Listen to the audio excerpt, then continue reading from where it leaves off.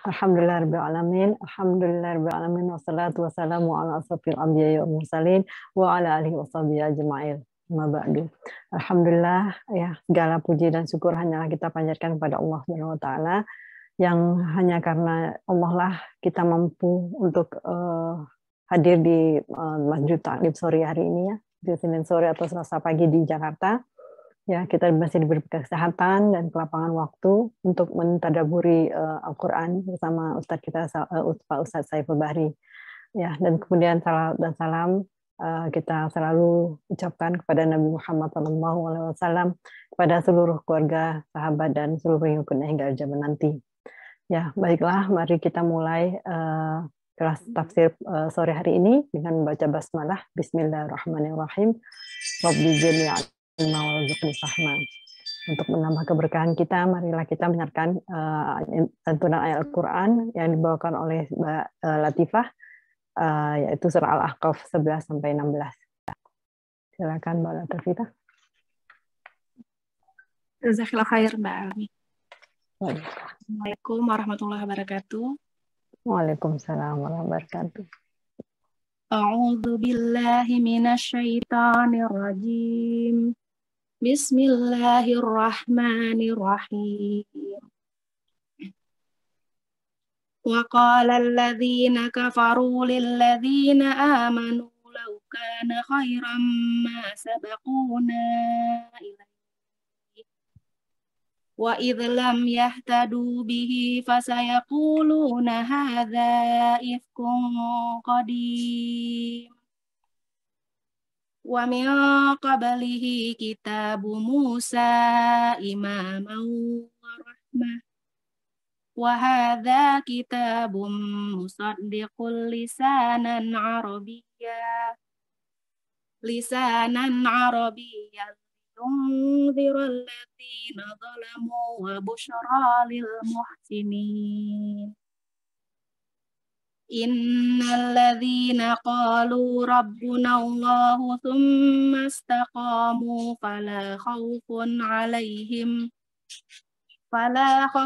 'alaihim wala hum yahzanun. Ulaika ashabul jannati khalidina fiha jazaa'an bima kanu ya'malun. Wa wassaynal insana biwalidayhi ihsana hamalathu ummuhu kurhan wa wada'athu kurha wa hamluhu wa fisaluhu 30 syahra hatta idza balagha ashuddahu wa balagha 40 sanatan qala rabbi awzi'ni an ashkura ni'mataka allati an'amta 'alayya wa 'ala walidayya wa an a'mala salihan taradahu wa aslih li fi dzurriyyati inni tubtu ilaika wa inni minal muslimin. Ulaika alladzina nataqabbalu anhum ahsana ma 'amilu wa natajawazu an sayyi'atihim fi ashabil jannah wa'das sidqil ladzi kanu yu'adun. Artinya, dan orang-orang yang kafir berkata kepada orang-orang yang beriman, sekiranya Al-Quran itu sesuatu yang baik, tentu mereka tidak. Sekiranya Al-Quran itu sesuatu yang baik, tentu mereka tidak pantas mendahului kami beriman kepadanya. Tetapi karena mereka tidak mendapat petunjuk dengannya, maka mereka akan berkata, ini adalah dusta yang lama. Dan sebelum Al-Quran itu telah ada kitab Musa sebagai petunjuk dan rahmat. Dan Al-Quran ini adalah kitab yang membenarkannya dalam bahasa Arab untuk memberi peringatan kepada orang-orang yang zalim dan memberi kabar gembira kepada orang-orang yang berbuat baik. Sesungguhnya orang-orang yang berkata, Tuhan kami adalah Allah, kemudian mereka tetap istiqomah, tidak ada rasa khawatir kepada mereka, dan mereka tidak pula bersedih hati. Mereka itulah para penghuni surga, kekal di dalamnya, sebagai balasan atas apa yang telah mereka kerjakan. Dan kami perintahkan kepada manusia agar berbuat baik kepada kedua orang tuanya. Ibunya telah mengandungnya dengan susah payah, dan melahirkannya dengan susah payah pula.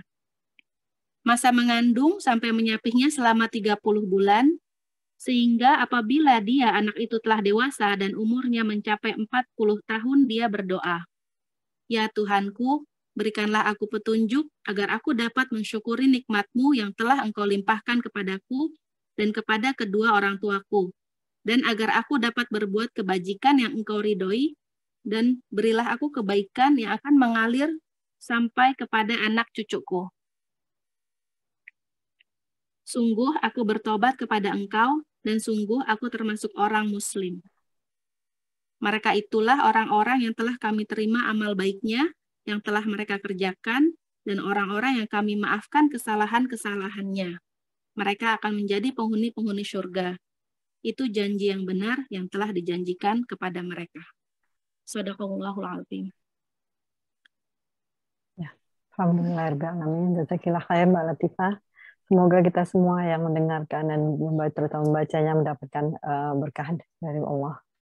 Alhamdulillahirobbilalamin. Demikianlah tadi dibacakan surat Al-Ahqaf ayat 11 sampai 16 yang merupakan pembahasan kelas tafsir kita pada sore hari ini oleh Ustaz Saiful Bahri dengan temanya wasiat istiqomah dan birrul walidain. Ya, untuk mempersingkat waktu, mari kita silakan kepada Pak Ustadz Saiful Bahri untuk memulai kajiannya. Tafadhol Pak Ustadz. Terima kasih Bu Almi. Assalamualaikum warahmatullahi wabarakatuh. Waalaikumsalam warahmatullahi wabarakatuh. Bismillahirrahmanirrahim. Alhamdulillah. Alhamdulillahilladzi allafa baina qulubina fa asbahna bi ni'matihi ikhwana. Allahumma shalli wa sallim wa barik ala nabiyyina Muhammadin sallallahu alaihi wasallam al-Mustafa wa ala alihi wa ashabihi wa man ittaba'al huda amma ba'd. Yang saya hormati karena Allah Subhanahu wa taala, sister sekalian, terutama pegiat IMSA Sister, para peserta kajian tafsir online baik yang ada di Amerika dan Kanada di sore hari dan petang ataupun yang ada di Indonesia pagi hari, di hari Selasa atau dimanapun berada, kita bersyukur kepada Allah Subhanahu wa taala atas karunia nikmat waktu, nikmat yang membersamai kita, yang Allah Subhanahu wa taala akan berikan kepada kita sampai batas waktu yang tertentu yang disebut dengan ajal. Mudah-mudahan pada saat ajal tersebut sampai, Allah Subhanahu wa taala meridhoi kita, segala amal perbuatan kita digolongkan termasuk orang-orang yang muhsinin, orang-orang yang istiqamah, orang-orang yang beriman kepada Allah Subhanahu wa taala. Kita menyambung kajian yang sudah kita buka pada pertemuan sebelumnya, awal surat Al-Ahqaf, yang menjadi dominan ciri-ciri dan tabiat orang-orang kafir, yang nanti akan dilanjutkan beberapa ayat. Tetapi ada sesuatu yang istimewa pada kesempatan kali ini. Kita insya Allah akan membahas tentang wasiat Allah tentang ihsan, terutama kepada orang tua, dan terkhusus adalah kepada ibu. Dan nanti Allah menyebut secara literal, spesifik usia manusia, yaitu 40 tahun di surat Al-Ahqaf. Mohon izin, saya akan share screen. Jadi ini tema kita, insya Allah pada kesempatan kali ini, ya, ada bahasan tentang birrul walidain dan wasiat istiqomah di 6 ayat surat Al-Ahqaf. Baik, kita mulai sebagai transisi, melanjutkan karakteristik dan tabiat orang-orang kafir yang mendustakan. Di ayat 11 ini merupakan pamungkas atau yang paling rugi yang mereka alami adalah ketika mereka terhalang bersentuhan dengan Al-Quran. Saya bacakan ayatnya sekalipun tadi sudah dibaca dan diterjemahkan. A'udzu billahi minasyaitonir rajim. Wa qala alladziina kafaruu lilladziina aamanuu law kaana khairan ma sabaquna ilaihi wa idh lam yahtaduu bihi fasayaquluuna hadza ifkun qadim. Orang-orang kafir itu mengatakan, lah kalau Al-Quran itu baik, nggak mungkin kita keduluan sama mereka. Nah, ini frasa yang disampaikan adalah frasa keangkuhan, kesombongan. Jadi ibaratnya kalau kita kasih tahu nih, misalnya nih, di sana tuh ada restoran yang enak banget katanya. Lah nggak mungkin lah saya nggak tahu. Itu sombong. Ma sabaquna ilai. Lau kana khairan ma sabaquna ilai. Kalau Quran itu baik, nggak mungkin lah kami nggak tahu. Ini adalah frasa kesombongan yang sangat luar biasa yang dipunyai mereka. Dan itu yang menyebabkan mereka terhalang bersentuhan dengan Al-Quran. Fa idh lam yahtadu bihi fasayaquluna hadza ifkun qadim. Dan mereka bahkan mengatakan, pasti akan mengatakan hadza ifkun qadim. Ini frasa yang luar biasa. Mereka itu sombongnya minta ampun. Jadi mereka merasa lebih baik, mereka mengklaim lebih cerdas, mereka mengklaim di atas segala-galanya dari orang yang dituduhnya itu. Dan ini menjadi tabiat umumnya hari ini juga terjadi. Kalau ada orang yang tidak sependapat dengan dia, maka orang itu akan diposisikan grade-nya di bawah dia. Ya nggak mungkin lah saya lebih buruk dari dia. Itu posisinya secara umum. Nah, mereka mengklaim seandainya Al-Quran itu sesuatu yang baik, mereka pasti yang terlebih dahulu. Mereka tidak mungkin tertinggal orang lain. Nah, ini mereka berlebihan di dalam termanipulasi oleh asumsinya diri mereka sendiri. Nah, inilah yang membuat mereka terhalang. Kenapa? Merendahkan Al-Quran, menghina, melecehkan Allah.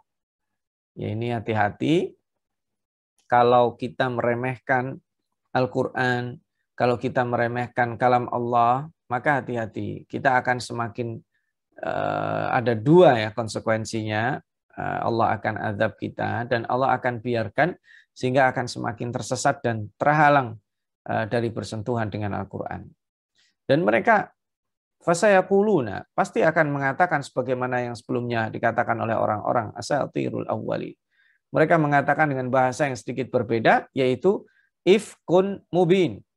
Ya, padahal kebenaran Al-Quran nyata, tapi mereka mengatakan ifkun, dusta, ifkun qadim, ya, cerita lama bahasa kita, lagu lama nih, gitu. Ya ini tabiat mereka. Nah, sementara Allah Subhanahu Wa Taala juga menurunkan kitab-kitab sebelum Al-Quran. Wa min qablihi kitabu Musa imaman wa rahmah.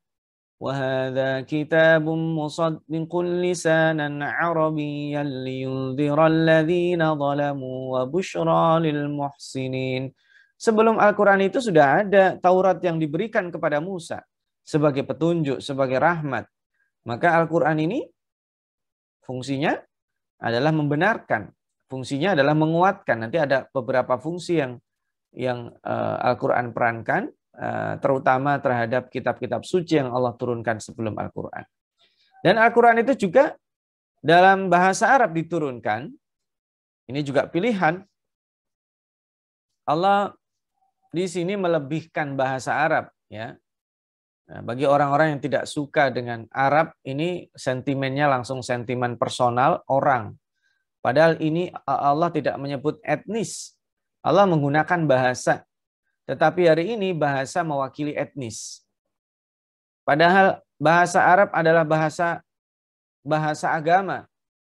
Ya, artinya orang-orang yang bersyahadat kepada Allah dan Rasul-Nya, pada hakikatnya mereka itulah orang-orang yang bisa berbicara bahasa Arab dulunya.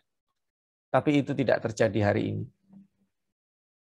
Makanya kita lihat orang-orang yang punya sumbangsi terhadap peradaban ilmu, itu tidak hanya dari golongan bangsa Arab. Karena mereka sudah tidak lagi membedakan ini etnis mana. Salman Al-Farisi, Suhaib Ar-Rumi, Mereka sudah menyatu dalam Islam. Orang-orang Mesir ketika didatangi oleh Amr bin As, dibuka Afrika, berubah menjadi negara Arab, negara Muslim. Kita bisa lihat etnis asli Aljazair, Maroko, Tunisia. Mereka bukan bangsa Arab, tetapi ketika bersentuhan dengan Islam, mereka bisa berbicara bahasa Arab. Tetapi kemudian di era kolonialisme, di era modern, di era pasca terputusnya koordinasi umat Islam pada masa Daulah Utsmaniyah berakhir, menjelang-jelang itu ya, maka akan menjadi dipisahkan istilah Arab dengan Islam. Padahal harusnya itu tidak boleh dipisahkan. Dan kemudian hari ini berkembang menjadi wawasan geopolitik. Makanya lisanan Arabiyya itu menjadi kering ketika kita pahami dengan realitas geopolitik hari ini.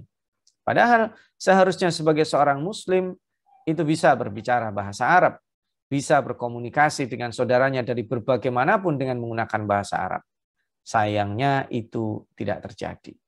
Ya, sekalipun bahasa Arab adalah bahasa yang diakui PBB, tapi realitasnya jika kita rujuk, wallahu a'lam, Al-Fakir tidak mau mengatakan banyak ya, mayoritas, tetapi pada faktanya tidak semua umat Islam mampu berkomunikasi dengan saudaranya menggunakan bahasa Arab.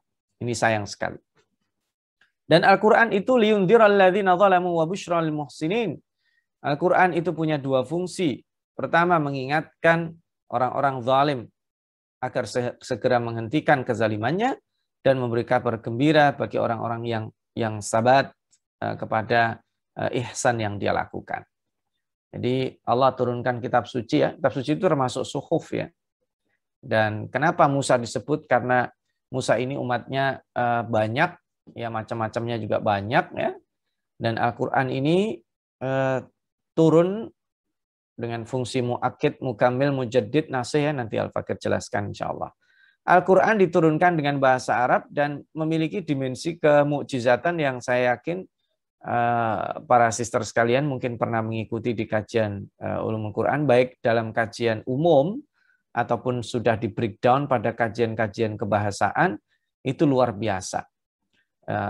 Luar biasa ketika Allah merawat bahasa Arab sehingga pada saat hari ini pun kita membaca Al-Quran itu tidak ada seolah-olah gap ribuan tahunnya. Berbeda dengan bahasa lainnya secara umum ya, mungkin bahasa dulu dengan sekarang berbeda. Nah, kita akan coba lihat fungsi Al-Quran atau perspektif dalam melihat Al-Quran. Yang pertama kita lihat Al-Quran itu sebagai kalam Allah. Jadi sudut pandang kita memuliakan karena ini kalam dinisbatkan kepada Allah. Kalau dari sudut pandang kenabian, ini sebagai bukti penugasan Nabi atau bahasa sekarang SK kenabiannya, maka itu wahyu. Kalau kita lihat dari sisi kehebatannya, yang menantang siapapun untuk membuat seperti ini, maka itu disebut mukjizat. Dan terakhir kitab suci ini membuktikan bahwa Allah memiliki kemampuan pengetahuan kepada yang gaib. Karena rangkaian kitab suci ini sudah ada sebelum Al-Quran, Allah telah menurunkan. Jadi kitab-kitab suci itu merupakan pedoman yang Allah berikan kepada para nabi, baik para nabi yang disebutkan 25 itu ataupun para nabi yang tidak disebutkan yang jumlahnya ratusan ribu itu. Minimal kalau tidak ada kitab suci, ada suhuf, ada lembaran terbatas yang digunakan mungkin petunjuk teknis ya, atau gambaran lebih rinci dari sekedar kitab suci. Kalau orang sudah diberikan kitab suci sebelumnya yang masih berlaku, dia perlu pembaruan di sektor-sektor tertentu dan yang lebih detail dengan suhuf. Baik. Nah, kitab suci ini diturunkan Allah kepada Nabi dan Rasul berisi pedoman dan syariat. Dan karena dia wahyu, maka jenis wahyu yang termasuk ini, kitab suci ini adalah wahyu yang menggunakan sarana atau perantara berupa malaikat Jibril alaihissalam. Nah, bentuknya bisa seperti Al-Quran yang diturunkan kepada Nabi Muhammad, bisa juga Injil yang diturunkan kepada Nabi Isa, bisa juga Taurat yang diturunkan kepada Nabi Musa. Nanti ada satu tambahannya, Zabur ya, sekalipun Zabur itu juga disebutnya adalah lembaran-lembaran ya. Atau suhuf ya, suhuf secara umum juga dari sejak Nabi Adam, atau yang disebut secara literal di dalam Al-Quran, suhufi Ibrahim wa Musa. Nah, kitab suci kita ini yang terakhir ya. Nah, kalau kita lihat Al-Quran dan kitab-kitab suci lainnya secara karakteristik ya, sister sekalian yang berbahagia, tidak bermaksud membandingkan, tetapi kita coba lihat, kalau diturunkan ke siapa kita udah bahas, perantaranya siapa udah jelas. Tapi Al-Quran ini karena kitab terakhir itulah maka dia dijaga. Bukan berarti Allah nggak jaga Taurat dan Injil, tetapi Taurat dan Injil itu ada kitab suci setelahnya. Sehingga Allah Subhanahu wa taala bukan tidak total melindungi, ini nanti ada sesuatu yang perlu diperbarui ya. Maka dari itu rekayasa, kalau bahasa orang tidak percaya Tuhan ya rekayasa alam ya, atau sunnah kauniyah. Tetapi dalam prakteknya ketika Nabi Musa alaihissalam meninggal dunia, itu kitab Taurat belum ditulis. Demikian juga ketika Nabi Isa diangkat ke langit sesuai dengan akidah kita, itu juga belum ditulis, sehingga nanti ada interval yang sulit di situ terjadi validasi antara keaslian dan teks yang hari itu. Tetapi kemudian ternyata di samping itu ada kendala, jarang yang menghafalkan atau hampir tidak ditemukan orang yang menghafalkan baik At-Taurat ataupun Al-Injil. Ya, hampir tidak ada. Beda dengan Al-Quran yang ini bahasa aslinya udah jelas, bahasa Arab tadi itu ya, lisanan Arabiyyah. Lisanan Arabiyyah ini tidak boleh ditawar. Artinya dalam berbagai macam kesempatan, mushaf itu selalu ada edisi aslinya. Quran terjemah itu harus memuat Al-Quran asli, teksnya berbahasa Arab. Jadi tidak boleh langsung terjemahnya. Apalagi kalau saya ngajar, kalau ini ayatnya adalah ayat utama ya tidak boleh dengan terjemah. Nah, hadis mungkin masih boleh, kalau Quran tidak boleh. Nah, yang kedua, dijumpai tidak sedikit para penghafal Al-Quran ini banyak sekali. Ya. Nah, ini ada beberapa perbedaan. Nah, sekarang fungsinya yang tadi Al-Fakir sebutkan ya, setidaknya ada 5 fungsi.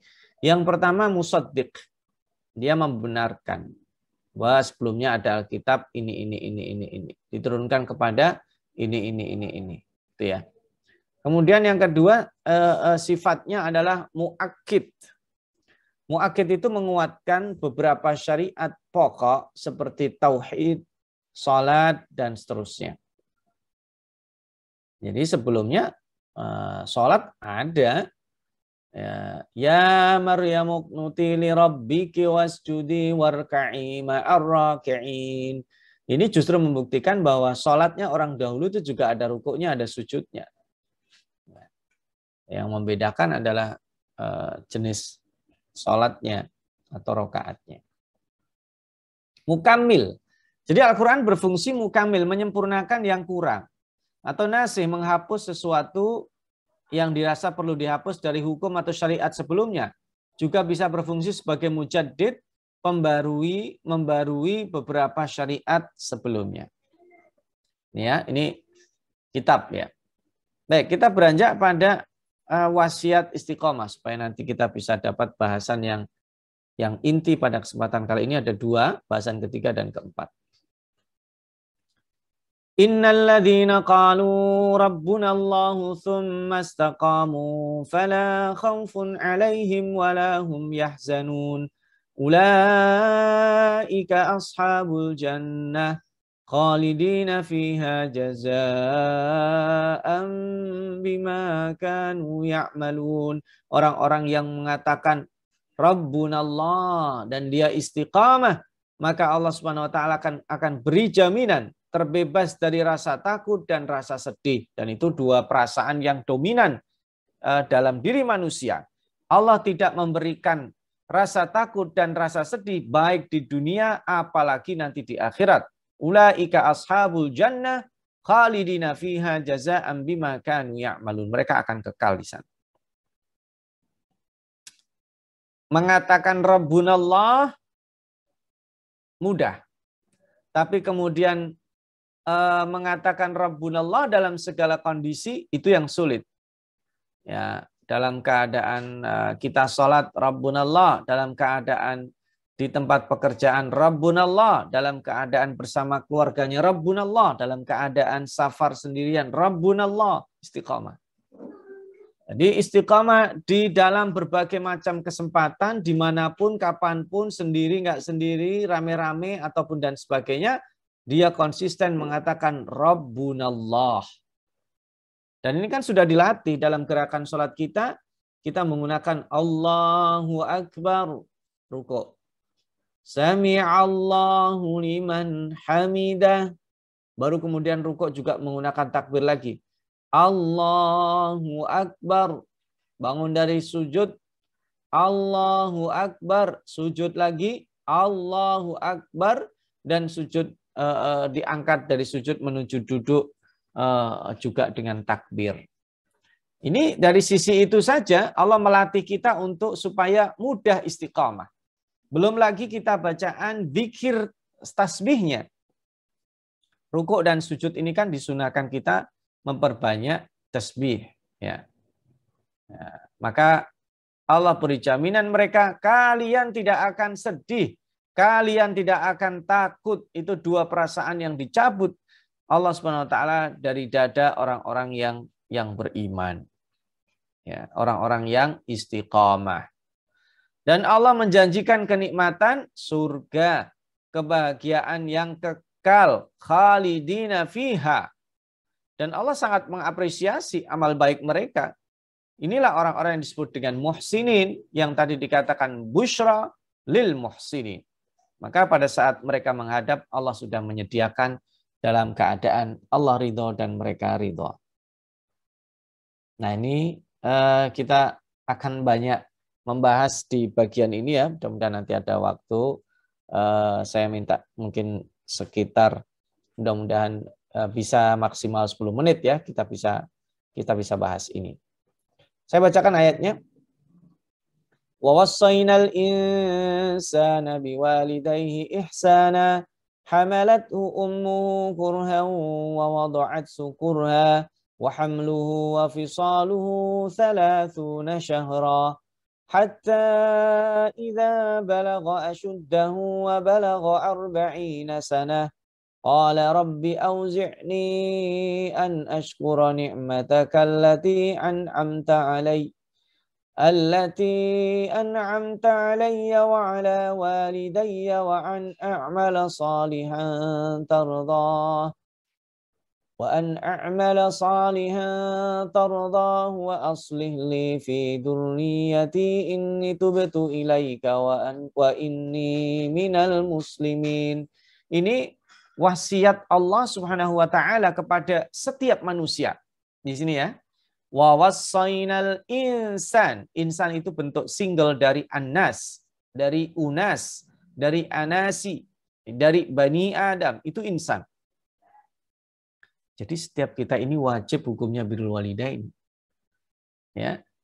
Di surat lain seandainya mereka mengajak kesyirikan, kita pun tetap wajib. Yang tidak wajib adalah taat kepadanya ketika bermaksiat kepada Allah. Jadi ini disuruh kita berbuat ihsan.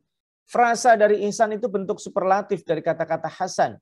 Wa wassaynal insana biwalidayhi ihsana. Orang tua ibaratnya ketika memberi kita, ketika melayani kita, ketika mengandung, melahirkan, dan seterusnya, itu maka berbuat ihsan itu minimal sama. Yang lebih bagus itu kalau lebih baik dari yang dilakukan orang tua. Tapi itu kan nyaris mustahil.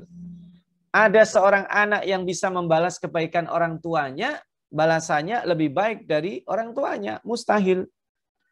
Tapi yang dinilai oleh Allah adalah usaha maksimumnya. Dan itu masing-masing kita tahulah cara ngukurnya. Oh ini nggak maksimal, oh ini belum maksimal gitu. Terutama ibunya, hamalathu ummuhu kurha wa wada'athu kurha, itu luar biasa ya. Jadi kalau kita lihat bagaimana Allah menjelaskan kepada kita sengsaranya atau beratnya seorang ibu ketika harus melahirkan, ketika harus menyusui. Wa hamluhu wa fisaluhu 30 syahra, selama 30 bulan. Itu jumlah minimal. Dari mana angkanya kita tahu? Dari angka di surat lain, di surat Luqman ketika mengatakan orang masa menyusui disebut dengan haulaini kamilain, yaitu 2 tahun berturut-turut. Kalau 2 tahun itu 24, sementara di sini dikatakan wa hamluhu wa fisaluhu 30 syahra, 30 bulan. 30 bulan dikurangi 24, maka itu yang disebut dengan 6 bulan sebagai masa yang minimal masa kehamilan yang memungkinkan anaknya untuk lahir dengan selamat. Kalau kurang dari itu nampaknya sulit. Ya, ini saya masih ingat ya, ketika Amirul Mukminin Ali bin Abi Thalib didatangi sahabat yang kemudian bukan hanya menuduh tapi minta Abu Thalib ini untuk menghukumnya. Lalu Abu Thalib mendatangi Abdullah bin Mas'ud, ada di riwayat lain mendatangi Ibnu Abbas, lalu mereka mengambil dalil dari surat Al-Ahqaf ayat 15 ini digabung dengan surat Luqman. Jadi itu bukan tiba-tiba ya, surat Luqman ayat 14 dan surat Al-Ahqaf ayat 15 itu digabung. Sehingga menghasilkan 30 dikurangi 24, sisanya adalah 6 bulan. Jadi ini salah satu penemuan saintifik ya, yang kemudian diambil beberapa angkanya dari surat ini. Nah, yang menarik adalah ketika sampai di usia 40 tahun, saya lihatkan ayatnya ya, ini ya. Wa balagha arba'ina sanah, dan sampai 40 tahun maka dia berdoa, Rabbi auzi'ni an ashkura ni'matak allati an'amta alayya wa ala walidayya. Ya Allah, bagilah aku rasa syukur, bisa mensyukuri nikmat-Mu yang Engkau berikan kepadaku, kepada keluargaku, pada 2 orang dari keluarganya. Jadi ini alayya wa ala walidayya ini frasanya gini. Kita ini kan bersyukur sulit. Maka kita minta sama Allah, ya Allah, berilah aku kemampuan untuk bersyukur atas nikmat yang diberikan kepadaku dan kepada kedua orang tuaku. Jadi itu double ya. Pertama, bersyukur tidak mudah. Setelah bersyukur, dia mensyukuri nikmat yang diberikan kepadanya dan kepada kedua orang tuanya. Dahsyat itu ya. Jadi ini doa luar biasa. Dan doa ini juga dibaca oleh Nabi Sulaiman ya di ayat 19 ya. Fatabassama dhahikan min qawliha wa qala rabbi auzi'ni an ashkura ni'mataka allati an'amta ala walidayya wa an a'mala salihan tardah. Kalau di sana dikatakan langsung wa adkhilni bi rahmatika fi ibadikas salihin. Kalau di sini enggak. Di sini disambung wa an a'mala salihan tardah wa aslih li fi dzurriyyati. Nah, karena ini terkait setiap manusia. Kalau sudah usia 40 tahun, dia harusnya berorientasi pada keturunannya supaya tidak menyembah berhala, supaya aman akidahnya, supaya tata kelola kebaikan di rumahnya itu menurun kepada anaknya. Makanya apa bunyinya? Wa aslih li fi dzurriyyati, perbaiki kondisi keluargaku secara umum ya. Wa aslih li fi dzurriyyati, ini disambung dengan berikutnya, inni tubtu ilaika, oh ini mau tobat orang. Wa inni minal muslimin. Jadi ya kalau kita membaca doa ini sambil direnungkan akan dahsyat sekali. Nah, kita lihat ketika inni tubtu ilaika wa inni minal muslimin, dan aku termasuk orang-orang yang berserah diri atau orang Islam, Ulaika alladziina nataqabbalu anhum ahsana ma 'amilu wa natajawazu an sayyi'atihim fi ashabil jannah wa'da sidqil ladzi kanu yu'adun. Ini juga luar biasa ya. Nah, jadi doa syukurnya Nabi Sulaiman dan juga doa syukur yang ada di sini itu yang muttafaq bainahum. Yang pertama doa kesyukuran atas nikmat yang diberikan kepada mereka dan kedua orang tua mereka. Lalu yang kedua adalah nikmat aksi, ya, beramal. Ya, tadi disebutkan, kita back lagi ya. Kenapa disebut mereka beramal? Ya, wa aslih li fi dzurriyyati. Reformasi perbaikan itu tidak mungkin terjadi dengan duduk-duduk tiba-tiba. Enggak, kalau kita ingin mengubah ya kita bergerak. Makanya wa aslih li, perbaiki kami, kita bergerak. Baru wa inni tubtu ilaika wa inni minal muslimin. Nah, ini yang menjadikan kita menjadi stabil ketika terakhir kita mengaku bersalah dan bertaubat atas kesalahan yang kita lakukan. Nah, pertanyaannya, mengapa sih kok yang dibahas usianya usia 40 tahun? Mengapa sih kok bukan usia 50 tahun atau usia Nabi ketika sedang punya kontribusi ya 35 tahun ya? Karena usia 40 tahun ini kemungkinan besar bukan eksak. Jadi perkiraan saja. Ini merupakan usia kematangan dan kedewasaan seseorang yang merupakan akumulasi kebiasaan-kebiasaan yang positif. Kalau dia positif, maka akan menjadi mudah melakukannya. Kalau dia itu kebiasaannya negatif, maka yang akan mudah dilakukan negatif. Maka ini peringatan, ini warning, ada alert di situ. Oh, ini kayak kita mau subuh misalnya pasang alarm, oh 10 menit lagi, oh setengah jam lagi subuh, ada alarm. Alarm itu mengingatkan, hati-hati, usia 40 tahun gitu. Mohon maaf. Usia 40 tahun itu merupakan akumulasi. Karena itu kita harus hati-hati. Kebiasaan yang kita lakukan itu akan begitu terus, kemungkinan besar. Memang bisa direvisi, bisa direduksi, tetapi akumulasi ini kan sudah cukup panjang. Karena itu Allah membuat interval khusus di 40 tahun ini kurang lebih ya, jadi bisa jadi sister sekalian atau saya atau bapak-bapak itu memasuki usia 40 dia dewasa. Atau setelah usia 40 dia baru dewasa. Ada juga yang sudah lewat 40-50 tahun tapi pola pikirnya tidak dewasa. Ya, tapi kenapa? Karena rata-rata orang ya matangnya di usia itu. Rata-rata orang. Kalau ada yang belum matang, ya sayang aja. Ya, mereka tidak memahami usia 40 ini penting sekali. Makanya, waduh Ustaz saya sudah 42, telat nggak? Enggak, insya Allah masih. Yang jelita masih. Jelita itu apa? Jelang 50 tahun. Masih bisa. Oh tapi saya sudah punya cucu Ustaz, usia 50 tahun. Dia juga nggak apa-apa. Jadi artinya ini untuk aware kita dari jauh-jauh hari. Umumnya secara biologis manusia itu meninggal di usia 60-an atau 70-an. Maka di usia 40 tahun dia sudah prepare. Karena yang sudah berlalu dengan yang akan datang lebih dikit yang akan datang. Umumnya ya. Nah ini saya akan membuat contoh 2 ya di akhirnya. Nabi Muhammad SAW kita lihat timelinenya. Usia 6 tahun beliau udah yatim. 12 tahun mandiri. 25 tahun menikah dengan Khadijah. 35 tahun menjadi solusi krisis ya. Ancaman perpecahan yang terjadi di antara kaumnya. Usia 40 tahun, nah ini titik tolaknya. Dipilih, diangkat oleh Allah menjadi Rasulnya. Maka usia 0 sampai 40 kesan positif di tengah kaumnya. Oh dia orang baik, dia ditokohkan.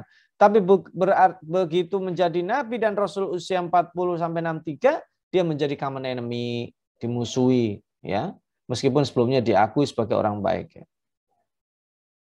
Nah, Al-Fakir bacakan dari surat Al-Ankabut ayat 14, Allah menjelaskan risalah Nabi Nuh ya.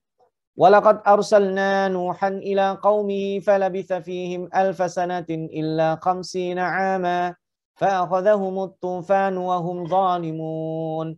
Nabi Nuh alaihissalam itu diutus oleh Allah kepada kaumnya, falabitha fihim alfasana, dan menetap di sana sebanyak 1000 tahun. Illa khamsina ama, dikurangi 50 tahun. Ini juga luar biasa ya. Memberitahu kepada kita nggak strict 950, tapi menggunakan cara 1000 dikurangi 50. Alfa sana, kok tidak illa khamsina sana, karena sana dan am di sini peruntukannya beda. Dua-duanya artinya tahun. Jadi Nabi Nuh itu mendakwahi kaumnya 1000 tahun dikurangi 50. Kenapa dikurangi 50? Usia 0 sampai 50, dia baik, ditokohkan, harmonis dengan keluarganya, dipercaya. Usia 50 tahun, di situ beliau mendeklar sebagai utusan Allah, dimusuhi sampai usia 1000 tahun. Makanya itu dikenal dengan 950 tahun. Ya, lalu kemudian setelah itu terjadi tufan di usia 1000, dan Nabi Nuh kemudian selamat, beliau hidup sekitar 150 tahun. Nah ini, jadi segala sesuatu itu ada batasnya, sister sekalian. Walikulli ummatin ajal fa idza jaa ajaluhum la yastakhiruna sa'atan wa la yastaqdimun. Ada batasnya. Kita ada batasnya. Waktu kita terbatas, kita cara ini aja terbatas. Tempat kita ya ada sarana yang terganggu ya. Semuanya ada batasnya. Walikulli ummatin ajal, batas itu nanti semua orang akan masuk ke sana. Tidak mungkin tidak ada batasnya. Nah, terakhir sebagai takeaway lesson, nanti bisa kita sambung dalam sesi dialog karena masih ada waktu cukup panjang. Yang pertama, orang-orang kafir meremehkan Al-Quran dan itu yang menyebabkan mereka terhalang dari Al-Quran. Yang kedua, orang-orang yang istiqomah menyatakan Rabbunallah, maka akan menjadi orang yang beruntung, ya, akan menjadi orang yang menang, akan menjadi orang yang dimuliakan. Dan Allah mewasiatkan di sini berbuat baik kepada orang tua secara umum dan terkhusus kepada ibu. Luar biasa ya. Terakhir, usia 40 tahun manusia merupakan refleksi usia kedewasaan yang Allah berikan kepada manusia supaya menjalani hari-hari berikutnya merupakan akumulasi kebiasaan. Kalau yang buruk diharapkan dia bisa mengubahnya, kalau yang baik ya diteruskan. Jadi orang usia 40, dia dari menjelang 40 hobinya sholat malam misalnya, mudah meneruskan. Hobinya baca Al-Quran, mudah meneruskan. Tapi kalau sebelumnya dia punya tradisi kebiasaan yang buruk, harapannya di usia 40 itu dia aware dan berusaha pelan-pelan meninggalkan. Sekalipun sulit, tapi itu sangat memungkinkan. Jangan 40 tahun, 50 tahun pun bisa. Jadi ini untuk memberi semangat juga sekaligus memberikan warning. Baik, Bapak, Ibu, khususnya sister sekalian yang berbahagia, saya kira saya cukupkan sampai di sini ya, tepat di 6.45, sehingga ada kesempatan waktu untuk kita bisa berdialog. Terus terang ini ayat sangat spesial, terutama di ayat 15-16 itu sangat khusus karena berbicara tentang diri kita dan orang tua kita, serta proyeksi kita ke depan juga akan menjadi orang tua dan seterusnya dan seterusnya. Mudah-mudahan bermanfaat sebagai mukaddimah untuk menyelaraskan frekuensi, karena dari mana-mana udah dibacakan ayatnya, udah terjemahnya. Sekarang kita berikan beberapa framing yang bermanfaat. Setelah itu silakan sister sekalian mengembangkannya dalam sesi dialog. Mudah-mudahan ini bermanfaat. Mohon maaf atas kekurangan dan keterbatasan. Saya kembalikan kepada moderator Ibu Almi. Terima kasih. Wa jazakumullahu khairan wal afu minkum. Wassalamualaikum warahmatullahi wabarakatuh. Waalaikumsalam warahmatullahi wabarakatuh. Jazakallah khair Pak Ustadz Saiful Bahri atas pembahasannya yang tadi ya. Apalagi tentang berbuat baik pada orang tua ya. Pasti kita semua tersentuh dengan ayat-ayat ini ya. Doanya katanya harus dihafalin Pak. Katanya kalau udah ulang tahun ke-40. Kalau belum hafal udah lewat 40 harus dihafalin pokoknya. Baiklah sister sekalian, kalau ada yang mempunyai pertanyaan silakan ditulis di Zoom chat atau lewat WhatsApp group, atau yang mendengar dari Facebook bisa dituliskan di bagian komen. Ini saya coba bacakan dulu pertanyaan pertama mungkin. Ada yang tadi bagian pertama Pak ya, yang mengenai orang yang tidak kayak dijauhkan dari Quran gitu Pak ya. Nah itu ada orang yang main Quran gitu, tapi sehingga dijauhkan dari Quran. Tapi ada orang yang dia dekat sebenarnya dengan Quran, dengan Islam gitu. Mungkin saya sebutkan beberapa nama seperti Karen Armstrong gitu, atau ilmuwan-ilmuwan Islam gitu. Misalnya yang mempelajari agama Islam gitu. Tapi tetap aja mereka belum dapat hidayah gitu. Sepertinya dekat tapi dijauhkan gitu dari Quran gitu. Mereka belajar Quran tapi nggak dapat ininya gitu Pak. Maknanya gitu. Itu gimana Pak? Ya, baik. Kita lihat dari sejak zaman dulu. Al-Walid bin Mughirah itu kurang apa? Pakar bahasa. Sejak Al-Quran dibacakan itu dia langsung dek. Gitu.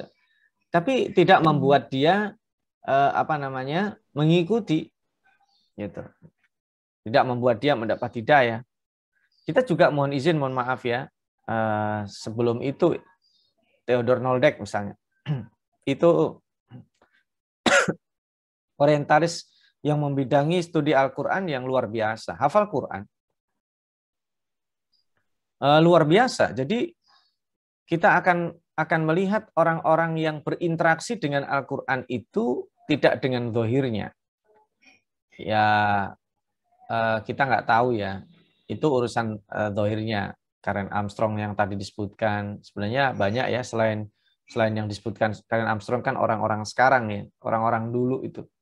Ya kita nggak tahu apa tujuan mereka. Tapi mereka menjadikan Al-Quran itu hanya knowledge saja. Pengetahuan yang tidak untuk diamalkan.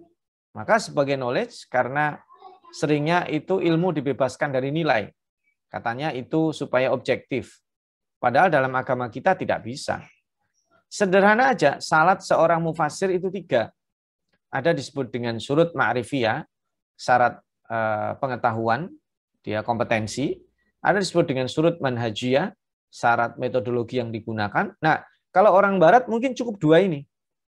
Bagi kita tidak cukup, harus ada satu syarat lagi, yaitu disebut dengan surut syakhsiyah, syarat kepribadian. Seorang pakar tafsir mau pinternya sundul langit ibaratnya ya, metodologinya udah oke, tapi dia pemabuk, tidak digunakan penafsirannya. Tapi dia, mohon maaf, mungkin melakukan dosa-dosa besar, jangankan dosa-dosa besar, dosa-dosa kecil saja yang remeh-temeh, itu orang juga mungkin tidak dipakai di dalam agama kita. Beda dengan mereka. Mereka para pemuja objektivitas, yang sesungguhnya objektivitas itu juga relatif. Sampai di titik mana objektif itu? Karena ini knowledge itu harusnya mengantarkan kepada simpulan bahwa kita makin dekat dengan Allah. Maka jika ini kita nggak bisa nebak ya. Pada prakteknya kemudian orang yang menekuni studi Al-Quran tetapi mereka tidak dapat hidayah, itu penyebabnya apa? Wallahu a'lam. Apakah kesombongan, keangkuhan mereka yang dari dalam? Kita nggak bisa tahu, kan itu urusan batin. Ya, wallahu a'lam. Para orientalis, nggak usah para orientalis. Kita aja yang hidup sehari-hari dengan Quran, apakah ada jaminan dekat dengan Quran? Belum tentu. Mohon izin ya, ini tahadus ya. Tahadus bin nikmah yang baiknya, bin ghairihi yang nggak baiknya. Al-Fakir yang sehari-hari dengan Al-Quran ini juga dalam kondisi tertentu juga kadang sulit. Untuk menyelesaikan 1 juz saja sulit. Untuk murojaah Al-Quran dalam kondisi tertentu juga sulit. Kadang ngerasa ya Allah bulan ini kenapa kok sulit sekali. Saya berinteraksi dengan Quran, padahal sehari-hari ngisi. Ya, ngajar dosen sebagai studi Al-Quran, ulumul Quran, ya, ulumul hadis. Bau Quran lah pokoknya. Kok saya sulit baca Quran? Harus introspeksi. Jangan-jangan saya angkuh. Jangan-jangan saya sombong. Jangan-jangan hanya untuk knowledge saja, kenikmatan, tidak untuk diamalkan. Nah, itu bisa jadi. Itu kalau pendekatan introspektif gitu aja. Para penghafal Quran, hafal mereka Al-Quran. Tetapi tidak ada jaminan para penghafal Al-Quran itu kemudian dekat dengan Al-Quran. Nah ini makanya Al-Quran itu luar biasa. Kenapa? Karena kalam Allah tadi itu ada 4 itu ya. Perspektif itulah tidak otomatis menjadikan orang-orang itu mudah bersentuhan dengan Al-Quran. Sulit dong Ustaz? Enggak, mudah. Yang menyulitkan adalah sikap kita. Karena Rasulullah SAW kemudian memerintahkan ikatlah Al-Quran dengan mengulangnya. Karena Al-Quran itu asyaddu tafallutan minal ibil. Lebih sulit diikat daripada onta. Ya, menghafal Quran sulit. Enggak mudah menurut saya. Yang sulit adalah menjaga hafalan. Ya. Membaca Al-Quran mudah. Yang sulit adalah konsisten membaca Al-Quran. Ini untuk masing-masing ya, termasuk saya, Al-Fakir mengalami itu. Ada saatnya gampang, enak baca Quran. Ada saatnya sulitnya minta ampun. Kita baru baca Quran 2 baris saja ngantuknya berat luar biasa. Tapi kalau coba ya bapak-bapak ya, kalau saya kan memang pecinta bola. Dulu itu kalau udah nonton bola ya sanggup. Nyambung-nyambung bisa gitu. Tapi kalau baca Quran nggak usah lama-lama lah. 1 juz sekali duduk lah. Itu mohon maaf rasanya pantat itu kayak duduk di paku gitu ya. Pinggang kayaknya pegel banget. Padahal 1 juz nggak lama. Setengah jam 40 menit. Belum sampai itu 1 sesi bola itu selesai. Tapi kalau kita buka WhatsApp 1 jam juga kelar kita bisa gitu. Kita di generasi-generasi saya ini kan, generasi-generasi kita ini kan lebih akrab dengan Facebook ya, lebih akrab dengan sosial media yang lama. Itu kita bisa berjam-jam, tetapi ketika kita gilirannya adalah dengan Al-Quran, kenapa sulit? Nah itu yang menjadi introspeksi, karena ini spesial, karena ini terkait dengan Allah Subhanahu Wa Taala, maka perlu kejernihan hati. Jadi intinya begitu. Ya ini tidak spesifik ke Karen Armstrong ya, karena sebelumnya ada Theodor Noldex, ada yang lainnya. Maka sesungguhnya Al-Quran itu spesial. Nah, saya sering mengajarkan gini, kalau ibu-ibu, sister sekalian baca Quran, coba bacanya stabil. Matobi itu 2 ketukan, tok, tok, ya. Walladzina, tok, tok, amanu, itu ketukannya 2. Kalau kita bisa stabil dari awal kita baca sampai akhir itu, matobinya stabil, itu kita hatinya tenang.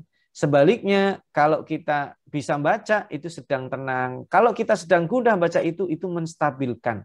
Ibaratnya mau nyanyi itu dia ya disamakan dulu suaranya. Kan sering gitu ya, samakan dulu. Itu kita membaca Al-Quran untuk menyamakan suara hati kita supaya kita bisa stabil. Nah, maka ya kalau saran saya, sempat nggak sempat, capek nggak capek, sibuk nggak sibuk, jangan sampai kita tidak baca Quran 1 hari. Berapapun, karena itu yang akan menjaga tadi itu kestabilan kita berinteraksi dengan Al-Quran. Wallahu a'lam. Mungkin itu. Jazakallah khair Pak Ustaz. Sekalian reminder ya Pak buat diri sendiri juga. Oke, berikutnya ada pertanyaan di Zoom chat. Assalamualaikum Pak Ustadz. Saya merasa waktu umur 30 tahunan saya ingin lebih eksis. Maksudnya ambisi dengan karir, penampilan, dan lain-lain. Dan di usia 40-an saya baru merasa mau lebih akhirat oriented. Seperti yang Pak Ustadz tadi jelaskan, sesuai dengan kandungan Al-Quran. Pertanyaannya, apakah selain dari patokan-patokan tadi yang disebutkan, juga karena kita telah melewati masa ambisi dunia ketika masih lebih muda, ataukah ini hanya hidayah dari Allah? Iya Ibu. Jadi sebenarnya ini tidak eksak banget ya. Ada orang yang lebih dari itu. Tapi ini rata-rata, harusnya orang kalau usianya udah 40 tahun, ya harusnya dia harus lebih banyak mempersiapkan generasi. Makanya tadi itu kalau bedanya dengan doa Nabi Sulaiman, dengan doa ini, kalau di Nabi Sulaiman itu wa adkhilni fi rahmatika fi ibadikas salihin, itu dia orientasi udah masukin aku ya Allah pada orang baik. Kalau di sini kan wa aslih li fi dzurriyyati. Orang kalau udah 40 tahun, dia harus mikir loh, anaknya itu ya kita meninggal kapan aja sih? Anaknya itu sudah baca Quran belum? Anaknya sudah kenal Allah belum? Anaknya kenal Nabi Muhammad dan keluarganya belum? Mikirnya begitu. Inni tubtu ilaika, ya Allah, aku bertaubat. Ya, kemarin sebelum 40 tahun nggak gini-gini amat, sekarang kenapa? Jalan dikit ngos-ngosan. Nah itu tanda-tanda itu. Kita jalan dikit-dikit ngos-ngosan. Ya perasaan dulu jalan, iyalah manusia, segagah-gagahnya manusia, makin lama ya gitu. Ngos-ngosan, dikit-dikit pening, pusing. Dulu perasaan saya sanggup begadang, kenapa sekarang begadang dikit, kena angin, masuk angin, cemen banget ini badan. Enggak cemen, emang sunatullah. 40 tahun tuh gitu. Ntar 50 tahun udah, ya Allah kok sendi-sendi sakit, asam urat. Kita nggak gagal lagi. Dari duduk bangun aja nggak bisa, kayak ntar dulu gitu. Kita diajak jalan, yang ngajak kita udah jalan, oh kok belakang, ntar dulu ini sudah tua. Makin tua. Memang ada itu habit juga dibiasakan sejak muda, tetapi nggak bisa. Saat orang sudah memasuki usia 40 ke atas, itu tanda-tanda bahwa dia akan mengalami penurunan produktivitas, penurunan kekuatan fisiknya. Nah, orang yang sadar, yaitu hidayah, makanya bersyukur. Ya, kalau orang tidak sadar, kita kasih tahu nih, 40 tahun. Ente usia berapa? 40 tahun, sadar. Gitu. Ya, kurang itu yang nongkrong-nongkrong di jalan, no, anaknya diurusin, no, istrinya, ya, jangan sampai sudah pekerjaan, bete, larinya nggak ke rumah juga, keluar rumah, nongkrong-nongkrong, itu kan rata-rata pelampiasannya begitu umumnya. Nah, lebih suka kongko-kongko, ya, demikian juga perlu diperhatikan ya, sister sekalian. Seorang perempuan ketika dia sudah enjoy mengurus anaknya, dia lupa dirinya. Termasuk lupa dirinya dalam menyiapkan ini. Ya, kalau usia 40 tahun umumnya, kalau sister yang usianya sudah 40 tahun tuh anaknya sudah agak gede gitu. Mulailah berpikir investasi. Ya, Qur'annya mulai, kalau dulu mungkin karena kesibukan, karena apa, belum belajar baca Quran baik, sekarang mulai, oh saya ingin baca Qurannya lebih lancar, mulai telat nggak, malu itu yang muda-muda, saya malu, nggak apa-apa, nggak ada urusan itu. Kalau perlu seandainya sekalian ngajarin tuh gurunya, anaknya sama dia, ada tuh, saya pernah punya dapat cerita, itu 3 itu langsung jadi neneknya, jadi sang nenek, ibu sama anak, satu guru, ada itu. Kenapa? Karena ibunya itu ingat ayat ini, lalu ngajak mamanya. Dia nggak pengen mamanya meninggal dalam keadaan nggak bisa baca Quran. Mamanya awalnya give up, tapi saya coba semangatin, jangan give up. Justru yang terbata-bata itu dapat 2 kali. Akhirnya mau, itu satu guru itu. Jadi belajar anaknya, sang ibu dan sang nenek, satu guru. Nggak apa-apa, malah bagus begitu. Nah, itu apakah telat? Telat, tetapi masih lebih bagus. Karena selama ajal, makanya walikulli ummatin ajal. Kalau udah datang ajal, selesai. Gitu.